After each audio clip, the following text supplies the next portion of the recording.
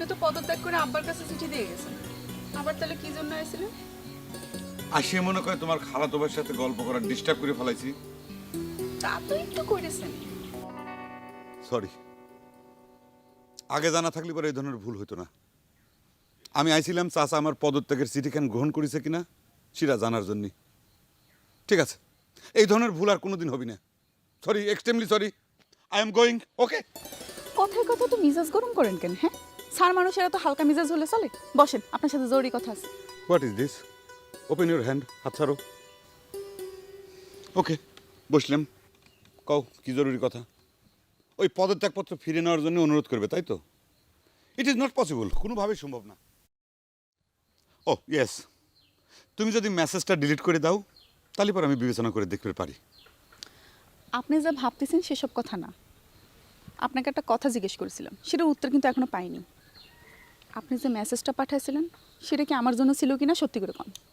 What সামিলি, তুমি কিন্তু আবারও অবান্তর কোশ্চেন করতে চাও। What is this?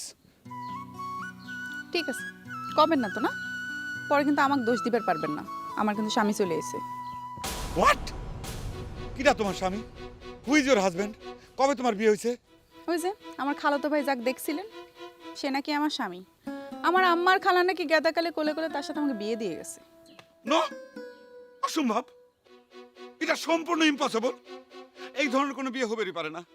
এটা সম্পূর্ণ বেআইনি, মানে শাস্তিযোগ্য অপরাধ। Mind it. কাক শাস্তি দিবেন? আমার আম্মাক? সে তো মরেই গেছে। আমার খালাও তো এখানে থাকে না। খালাই তো রিজন ভাইকে খবরটা দিয়ে পাঠাইছে। আমার জন্য বিদেশ থেকে আন্টিও নিয়ে এসেছে। No, it is not possible. Just kids marriage, শিশু বিবাহ, বাল্য বিবাহ, বেআইনি, ফুললি। No possible, not.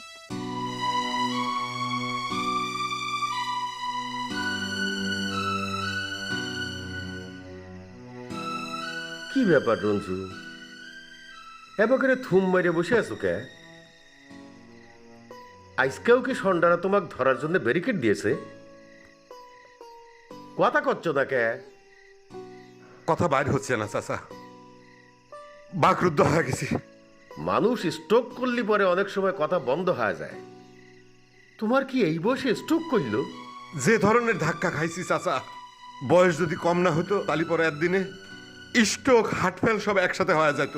কি হয়েছে রঞ্জু, খুলে কও তো, কিসের সাথে ধাক্কা খাইছো? আমার বিশ্বাসের সাথে চাচা। আচ্ছা চাচা, তলে তলে এত বড় একটা ঘটনা আপনি ঘটা ফেলা দিলেন, অথচ সেটা আমার কাছে কইলেন না। এই কথাটা চিন্তা করলে পরে মনে হচ্ছে আমি চিকুর বাইরে কাঁদি। বাপুরে, কথা এত না পেশায় খোলাসা করে কও তো ঘটনাটা কি? আমি কি এমন গোপন করেছি যে কারণে তোমার হার্ট ফেল হয়ে যাচ্ছে? আচ্ছা চাচা, আপনি যে সামিলিক বিয়ে দিয়ে রাখিছেন সে কথা আপনি আমার কাছে প্রকাশ করেন না কিসের জন্য? প্রকাশ করলে পরে আপনার কি বড় কোনো ক্ষতি হয়ে যাইতো? এসব কি কথা করছো রঞ্জু? সামিলিক বিয়ে দিছি? তোমার মাথা ঠিক আছে তো? এখনো ঠিক আছে, কিন্তু কতক্ষণ আমি ঠিক রাখতে পারবো সেই টেনশনে আছি। আমি আপনাকে এত শ্রদ্ধা করি চাচা। আচ্ছা, এই খবরটা আমার কাছে কলি পরে আমি কি ক্ষতি করতাম? আমি কি আপনার মেয়ের বিয়ে ভাঙিয়ে দিতাম? ব্রোক বিয়ে? চুপ করো তো বাপু, তোমার কথাবার্তা শুনে তো আমার নিজেরই মাথা নষ্ট হয়ে যাচ্ছে। এসব অবান্তর কথা কি কয়েছে তোমারে? যাক বিয়ে দিছেন সে নিজের মুখে আমার কাছে এই কথা কইছে।